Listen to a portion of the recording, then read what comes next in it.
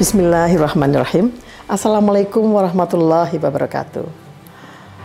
Mekatur merupakan Biro Umroh Haji Khusus berpengalaman di mana kami telah memberangkatkan ribuan jamaah, baik umroh maupun haji. Mekatur dan Lizara menghadirkan layanan berkualitas dan bertekad untuk terus menjadi travel haji dan umroh yang teramanah dengan sistem akuntabilitas, terpercaya dan sehat. Didukung dengan tim yang berakhlakul karimah, profesional dan solid, kami siap melayani para tamu Allah dengan pelayanan yang prima dan dengan sepenuh hati. Dan pastinya dengan pembimbing dan mutawif yang berpengalaman dan profesional. Mekatur dan Lizara selalu berkomitmen penuh dengan pelayanan terbaik, berlandaskan syariat Islam dengan menyediakan fasilitas premium, terpercaya dan terjangkau, berupa hotel yang dekat dengan Baitullah, kemudian jadwal penerbangan yang pasti, manasik di gedung sendiri, dan kami juga terdaftar di Kemenak, bersertifikat IATA, dan pasti tergabung dalam asosiasi terbesar di Indonesia, yaitu Asosiasi Ampuri. Mekatur terus berkomitmen untuk memberikan kajian edukasi serta tayangan-tayangan Islami dengan syiar dakwah kami melalui media podcast kami, dan dengan dukungan pastinya brand ambassador kami. Kami juga mengucapkan terima kasih dan apresiasi yang tinggi kepada pihak-pihak yang selalu membantu program CSR kami. Pastinya kami terus berinovasi untuk jamaah Mekatur. Untuk itu, silakan bergabung bersama kami. Mitra terpercaya Anda beribadah. Billahi taufiq wal hidayah. Wassalamualaikum warahmatullahi wabarakatuh. Bismillahirrahmanirrahim. Assalamualaikum warahmatullahi wabarakatuh. Alhamdulillah wassalatu wassalamu ala Rasulillah Sayyidina Muhammad ibn Abdullah wa ala alihi wa sahabatihi wa atba'ihi ila yaumil qiyamah thumma amma ba'du. Kita panjatkan puji syukur kehadirat Allah karena semuanya pasti berasal dari Allah, maka kita manfaatkan semuanya untuk Allah. Tentu majelis hikmah ini juga dalam rangka kita mensyukuri nikmat Allah. Demikian juga dalam rangka kita mengikuti sunnahnya Rasulullah SAW, karena Nabi tidak pernah tidak melainkan bermajlis bersama sahabatnya. Ada majelis ilmu, majelis hikmah, majelis zikir, majelis keluarga, majelis silaturahim, dan majelis-majelis yang sangat banyak. Alhamdulillah kita kembali bersyukur karena ngaji hikmah ini terus kita jalankan hingga kita menyelesaikan kitab Al-Hikam karya Imam Ibn Athaillah As-Sakandari. Kita akan memasuki hikmah 220 tentang isyarat ilahiyah, tentang inspirasi ilahiyah, tentang ilham, tentang petunjuk Allah. Jangan sekali-kali menganggap sempurna inspirasi kalbu yang buahnya belum engkau ketahui. Beliau ingin membedakan antara hakikat dan sesuatu yang terjadi pada diri kita. Yang inti dari kita mendapatkan ilham itu adalah ilham itu mendorong kita beramal. Namun saat kita mendapatkan ilham, jangan kemudian kita sekali-kali menganggap sudah sempurna, sampai buahnya betul-betul kita rasakan. Buah sholat kita rasakan. Ketenangan, kedamaian. Kemudian kita semakin dekat dengan Allah. Sampai buah puasa kita rasakan. Buah puasa kita berkontemplasi, merasakan penderitaan saudara-saudara kita yang mungkin jauh dari makanan. Buah dari zakat, yaitu kita semakin meyakini semua datang dari Allah. Dan bahwa materi itu bukan tujuan, tapi sarana, prasarana saja. Disitulah buah itu harus betul-betul kita nampakkan. Kita tunjukkan kepada apa yang kita lakukan. Kata beliau secara filosofi, bergumpalnya awan bukan tanda turunnya hujan. Tetapi yang inti adalah sebagai media agar tumbuh-tumbuhan jadi subur. Kalau sekedar turun hujan tetapi tidak menyuburkan tanah, maka kurang besar buahnya, kurang tinggi nilainya. Tetapi bergumpalnya awan, itu kita pahami setelah turun hujan, tanah jadi subur, dan buah-buahan pun menjadi amat sangat besar manfaatnya. Maka saat kita beribadah, saat kita mendekat dengan Allah, itu sudah satu prestasi. Tapi jangan menganggap itu sempurna sampai kita dapatkan buahnya. Buah berumroh, kita pulang, semakin bijaksana, semakin semangat ibadahnya, semakin baik dengan keluarganya, dengan temannya. Itulah buah ibadah umroh kita. Buah ibadah haji.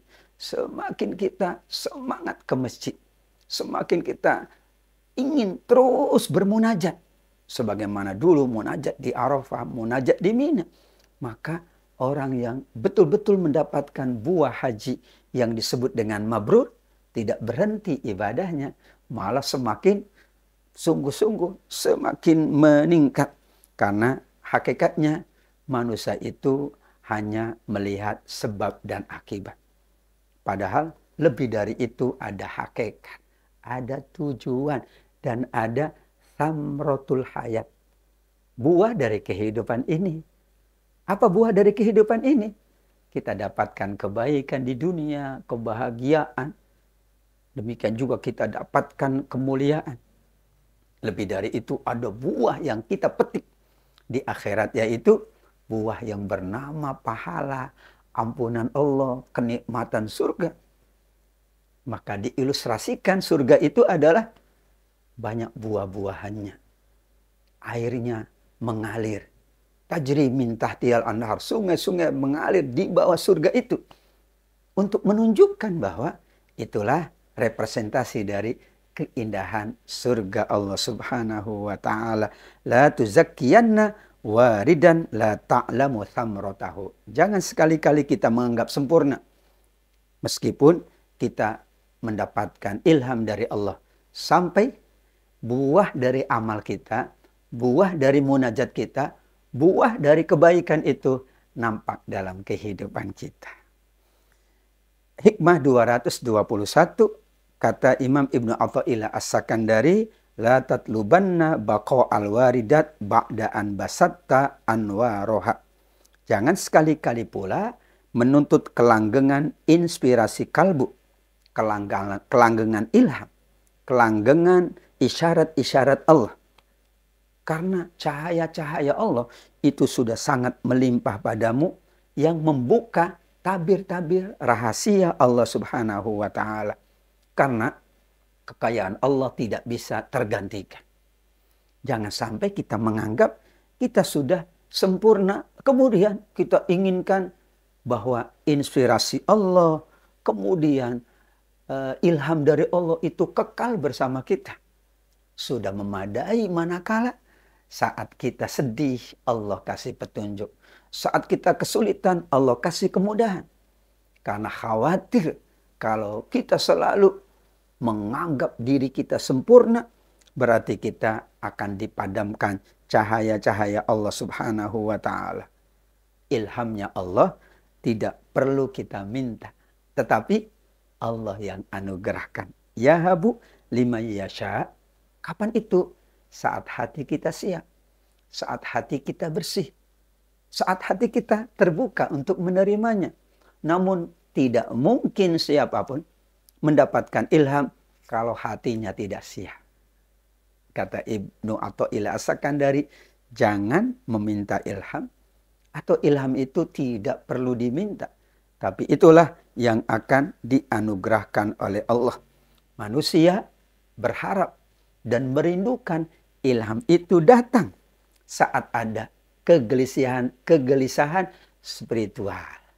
Saat ada kemalasan, saat ada kekesalan, saat ada hal-hal yang tidak bagus pada hati kita, itu kita rindukan isyarat Allah, ilham dari Allah. Tapi tidak selalu bahwa semuanya itu selalu bersama ilham dari Allah. Maka para nabi pun dibekali wahyu, tapi tidak setiap saat. Nabi dibekali wahyu bernama Al-Quran. beberapa waktu datang, beberapa waktu pun tidak datang, terus selama 23 tahun. Namun Nabi tetap yakin bahwa ilham dan petunjuk Allah itu akan datang tanpa diminta. Khususnya ketika kita merasakan kegelisahan spiritual. Saat kita sedang down, saat kita sedang kecewa, mungkin saat kita sedang putus asa, putus harapan, saat kita betul-betul ditimpa berbagai masalah. Allah akan hadirkan ilham, petunjuk, supaya kita bangkit dari keterpurukan, supaya kita kembali semangat beribadah di sisi Allah Subhanahu wa Ta'ala. Maka ilham itu akan datang tanpa diminta, tetapi manakala kita siap menerimanya. Ayo buka hati kita, buka pikiran kita, buka kalbu kita. Maka ilham itu akan datang bersama kebersihan, kesucian, dan keterbukaan hati kita. Fala tuzakku anfusakum huwa a'lamu bimanittaqa. Kata Allah, jangan merasa sudah bersih, merasa sudah suci, merasa sudah sempurna. Allah yang maha tahu siapa di antara hamba-hambanya sudah bertakwa, sudah baik, sudah soleh, sudah solihah. Kita serahkan saja kepada Allah Subhanahu wa Ta'ala. Yang penting kita ikhtiar, kita munajat, kita berdoa, kita beribadah dan beramal soleh. Itulah intisari dari dua hikmah, hikmah 220 dan hikmah 221 menutup bagian 26. Dan kita akan memasuki bahasan ngaji hikmah dari kitab Al-Hikam bagian 27 dengan tema besarnya adalah godaan dunia. Setelah ini kita akan lanjutkan lagi ngaji hikmah bersama Mekater.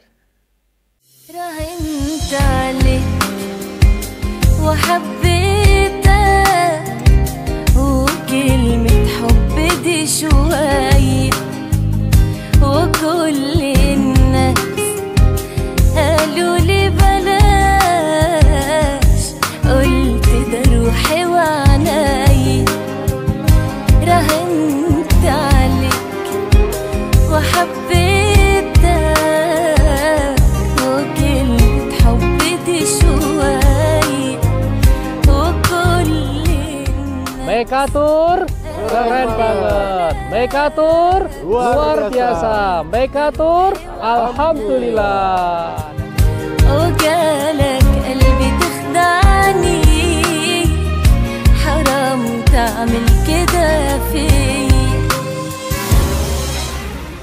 Ayo berjanjilah, kita akan ke sana.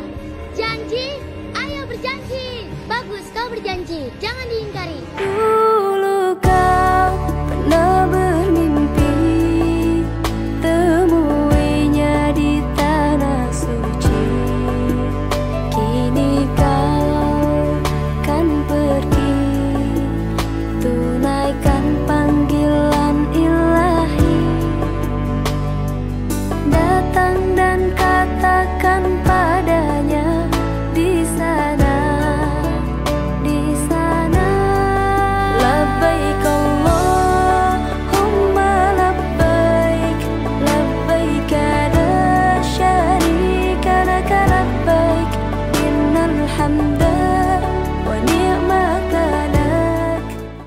Jamaah sekalian, sahabat Mekatur yang dibahagiakan oleh Allah. Kita masih dalam program Ngaji Hikmah bersama Mekatur dari kitab Al-Hikam karya Imam Ibnu Athaillah As-Sakandari. Kita memasuki bagian ke-27 dari kitab yang agung ini, yaitu dengan tema besarnya godaan dunia. Awal dari bagian ini adalah hikmah 222. Tatallu'uka ila baqa'i ghairihi dalilun ala adami wijdanika lahu. Keinginanmu akan tetapnya sesuatu selain Allah menjadi bukti bahwa engkau belum menemukannya. Kalau kita menginginkan sesuatu kekal bersama kita selain Allah, berarti kita belum ma'rifatullah. Yang kita inginkan kekal bersama kita hanya Allah. Sedangkan benda, materi, makhluk, harta, karunia, rizki itu bukan hakikat dalam kehidupan ini. Maka godaan dunia kita adalah materi. Godaan dunia kita adalah harta. Godaan dunia kita adalah nafsu. Godaan dunia kita adalah yang nampak. Untuk itu, bagaimana kita mencapai yang tidak nampak? Mencapai sesuatu di balik dari materi. Disebutlah dengan immateri, disebutlah dengan spiritualitas, disebutlah dengan moralitas, disebutlah dengan ruhiyah. Karena intinya di situ. Justru dunia itu adalah ladang. Setelah dunia menjadi ujian, menjadi godaan, maka orang yang tidak tergoda oleh dunia menjadikan dunia ladang. Menjadikan dunia adalah taman-tamannya. Bukankah kita menginginkan kebahagiaan dunia? Maka saat Allah anugerahkan dunia, jangan itu menganggap bahwa kita menemukan kesejatian Allah Subhanahu wa Ta'ala. Tapi itu adalah merupakan bagian dari proses untuk mendapatkan sesuatu yang lebih hakiki, lebih agung dari Allah Subhanahu wa Ta'ala. Maka kegelisahanmu, kata Ibnu Athaillah As-Sakandari, terhadap hilangnya sesuatu selain Allah, itu bukti bahwa engkau belum berhubungan. Hartanya hilang, gelisah. Hartanya berkurang, gelisah. Berarti belum terhubung dengan Allah sungguh-sungguh. Baru sedikit diuji, baru sedikit mendapatkan ujian, sudah mengeluh. Berarti belum terhubung. Kalau orang hubungannya dekat, terhubung selalu, ia yakin bahwa godaan itu adalah memang ujian dari Allah. Semua ujian itu baik. Manusia yang tidak diuji, bagaimana diketahui baiknya? Bagaimana diketahui prestasinya? Maka ada godaan, maka ada ujian. Jika engkau menyerahkan diri kepada Allah, berarti engkau tidak mencari dunia. Tapi kalau tidak menyerahkan diri kepada Allah, berarti yang dicari hanya dunia. Maka orang-orang dahulu, kata beliau, melihat di balik materi, meyakini di balik dunia. Dikatakan di surat Ar-Rum, dunia itu ada zahiron dan ada batina. Ya'lamuna zahirul hayati dunia. Banyak orang yang hanya tahu lahiriah dari dunia. Satu aspek dari dunia. Tapi lupa aspek yang paling tinggi. Apa itu?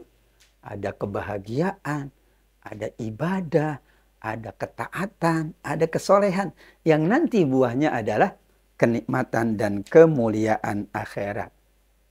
Maka di hikmah 223, an-na'imu wa in tanawwa'at madzahiruhu innama huwa bisyuhudihi waqtirabihi. Nikmat Allah itu beragam, bermacam-macam, beraneka.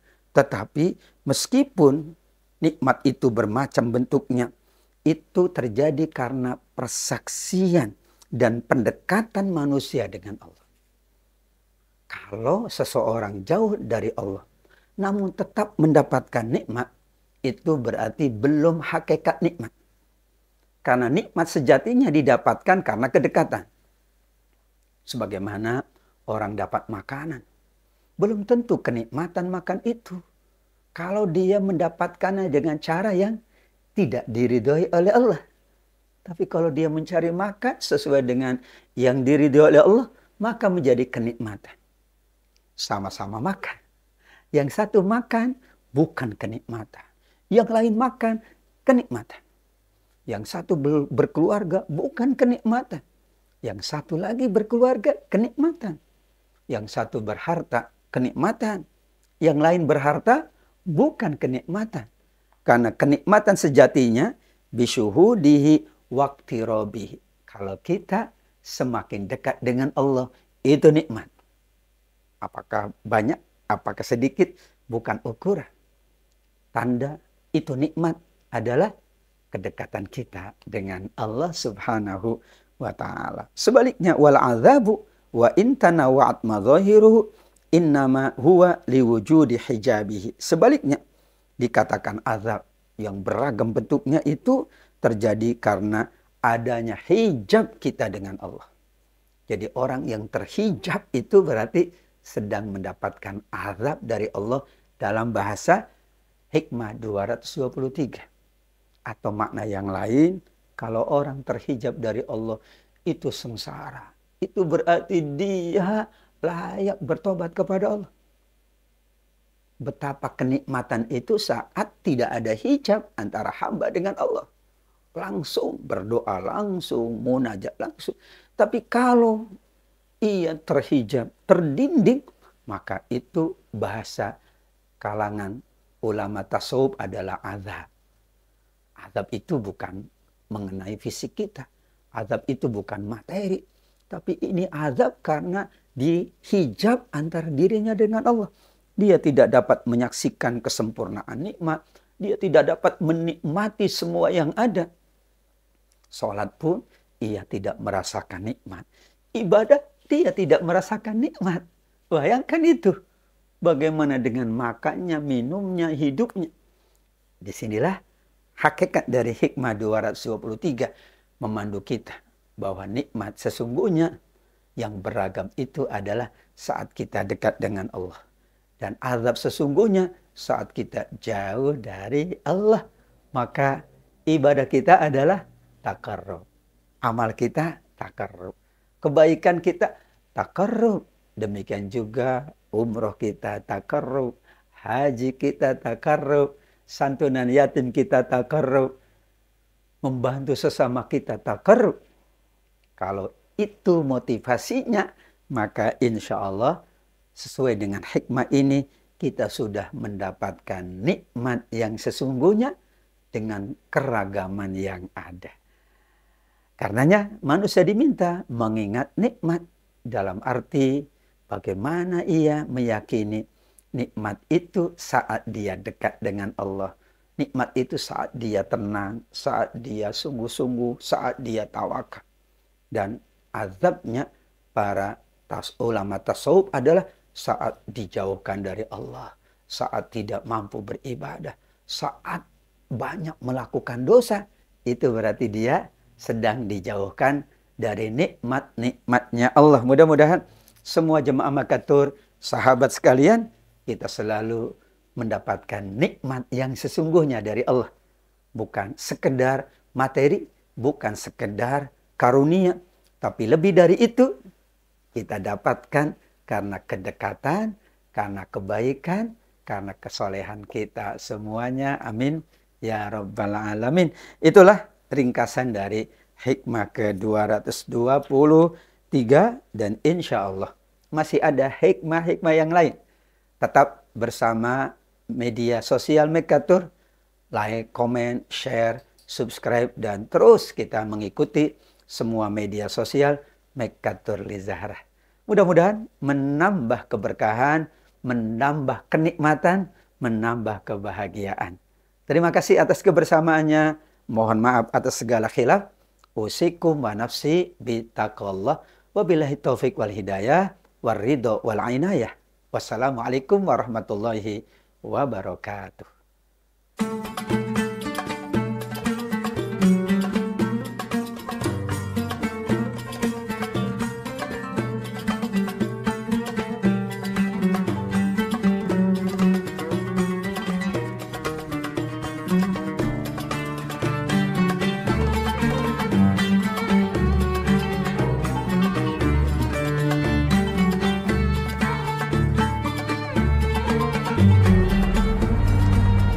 Bismillahirrahmanirrahim.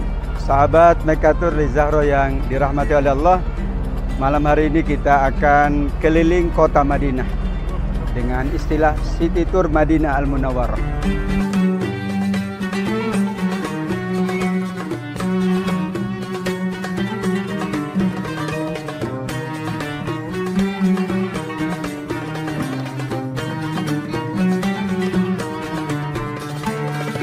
Apa yang akan kita saksikan sepanjang area kota Madinah ini?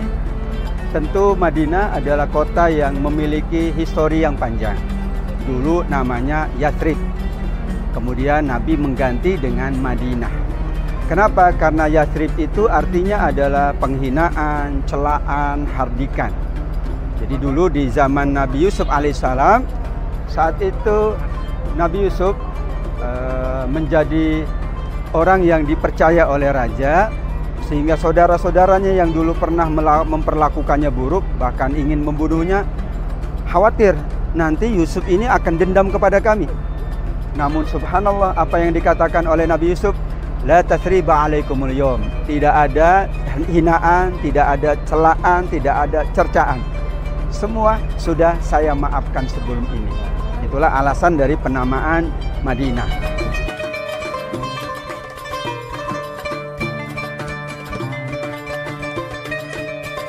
Ditambah oleh para sahabat dengan Al-Munawwarah. Al-Munawwarah itu artinya yang bercahaya. Jadi sudah artinya kota yang berpengetahuan, yang berperadaban, kota yang dicintai oleh Rasul, dicintai oleh Allah, oleh para sahabat. Ditambah dengan Al-Munawwarah, yaitu yang bersinar. Apa yang dimaksud bersinar? Tentu bukan cahaya lampunya, meskipun itu bagian dari salah satu tanda kemegahan sebuah kota.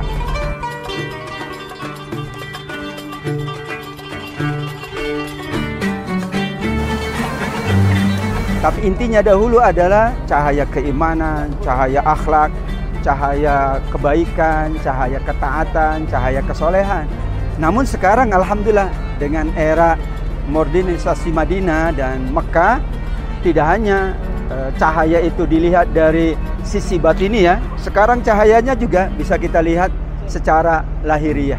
Lampu yang gemerlap, kemudian tata kota yang sudah semakin bagus. Demikian juga ya seluruh bangunan-bangunan yang ada, apalagi yang nanti sekitar Masjid Nabawi, itu bangunan yang sudah skalanya internasional, bangunan yang memenuhi standar internasional. Ya, hotelnya juga sudah sangat baik gitu ya, sangat bagus, sangat megah. Nanti sepanjang perjalanan ini memang Madinah dikenal dengan area yang datar, area yang bagus. Beda dengan Mekah. Kalau Mekah itu adalah lembah. Mekah itu adalah lembah yang tandus, sedangkan Madinah Allah jadikan sebagai tanahnya subur. Dan mudah-mudahan dengan demikian kita akan semakin cinta kepada Madinah setelah kita mengikuti City Tour Madinah ini dengan bis tingkat ini, bahkan di atas tidak ada atapnya, sehingga kita bisa menikmati suhu udara yang lumayan sejuk kalau malam hari. Beda dengan siang hari, lumayan lah, kira-kira sekarang 30 atau 32 derajat Celcius. Sahabat Mekatur dimanapun berada, ikuti terus perjalanan haji kami bersama Mekatur Dali Zahra, dan juga beberapa episode napak tilas sepanjang Madinah dan nanti sepanjang Mekah Al-Mukarramah. Terima kasih. Assalamualaikum warahmatullahi wabarakatuh.